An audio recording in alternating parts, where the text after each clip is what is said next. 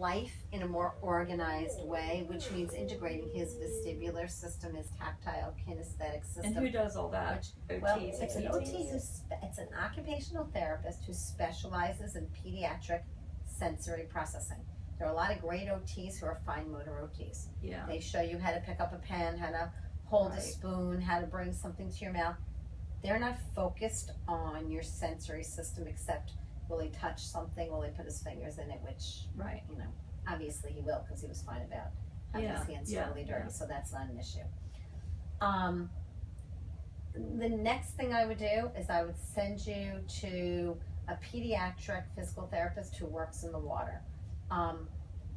Half the time, I think his vestibular system is totally out of whack. I don't think he knows where his body is in Right. space. I Right. mean, can you imagine walking around like tripping over the side of this, like not really knowing where your body is Right. in space?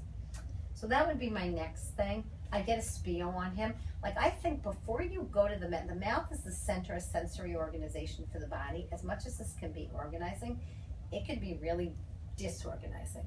Before I would get in his mouth, I would want to pull him together so that he can handle this input in his mouth. And then you need to be able to move your tongue and your lip. I mean, I could be doing therapy from now until, I mean, and you obviously were doing all of these things. Why can't he make a D sound? Well, that makes me feel like I want to do the tongue now.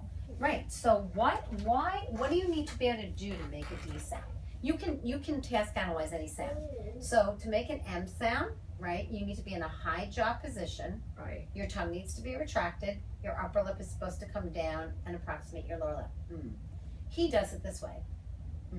But acoustically, it's fine. So Right. if he could make a ton of different sounds, what do you need to be able to do to make a D sound? Well, you also need to be in a relatively high jaw position. You need to be able to stabilize the sides of your tongue on the insides of your teeth, and then move your tongue tip up and down. There are some people who do this, da. There are some people who do this, da, right? There's some Right. people who do this, da. Everything in his mouth is working as one unit. Right.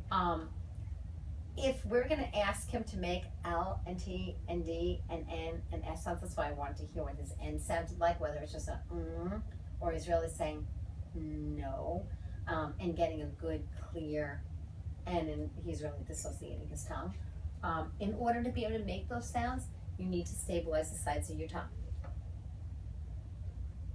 You don't even necessarily need to have tongue tip elevation depression, because there are people who make it, and speech pathologists used to say lingual alveolar sounds are made with tongue tip elevation. Right. We know now from instrumental studies that's not necessarily true. But if your tongue is like this and you can't move it and you can't stabilize that, then everything's going to come out through here. Right. Right. Which is what you're describing to me. Right. So what do you think about that velopharyngeal thing then? So I think that's a possibility that is up. I mean, he has low tone. If you have low tone on the outside, you have low tone on the inside. Right. Your soft palate is a muscle. Right. So the only thing about that is, does he ever get water coming out of his nose? No. Does he ever get food coming out of his nose? No. So if it was such a significant issue that his soft palate wasn't working, you'd That would probably get happen. some nasal reflux, which you don't have. Yeah. So you always have to say, does that make sense? What bothers you most? What bothers me most is he's not moving his tongue, Yeah. you know? And there's probably a frustration level. He understands enough to say, you know what, I don't want you in my mouth because people have been in my mouth forever and this isn't making Yeah. a difference for me. Right. I use some of Deborah Beckman's techniques with my high tone kids. I almost never use them with my low tone kids. He really needs to shape his mouth. His mouth needs to know, where does your mouth need to be to make a sound. So if I was working with him and I wanted to get that rounding, I might do something like this with him.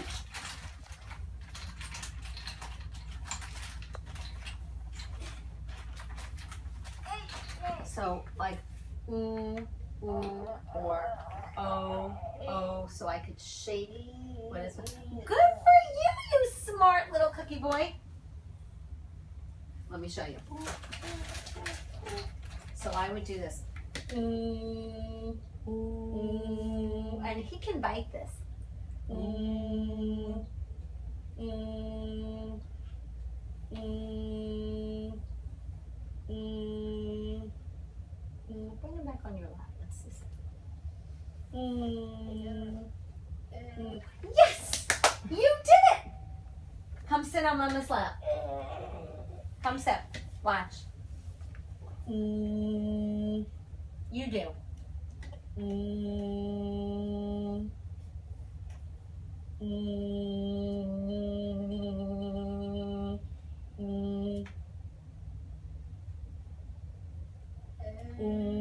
Good for you. Yes, you did it. Mama do. Yes. You are a superstar. You ready? Let's do You ready? Lori goes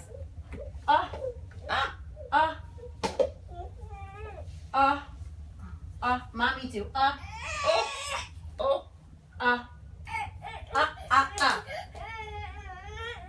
No. You want to do it yourself? Say me.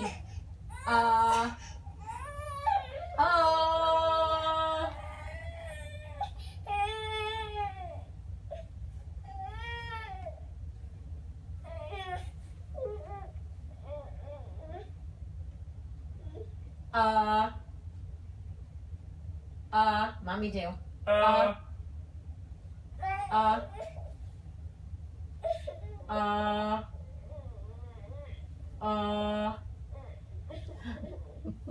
Where's I see you.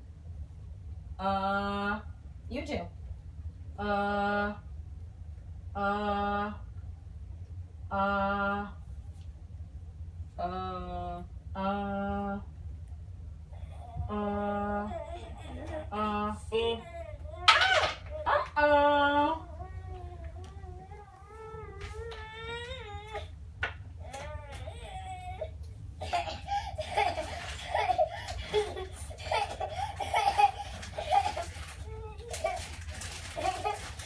Ready? Lori goes.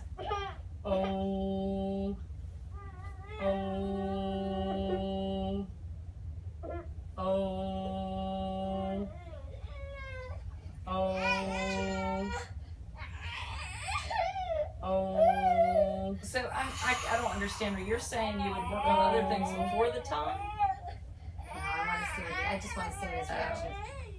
No. Are you telling me no? Are you saying no? You can say no. No. I'm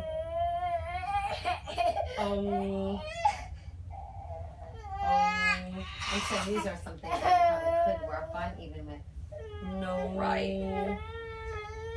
Oh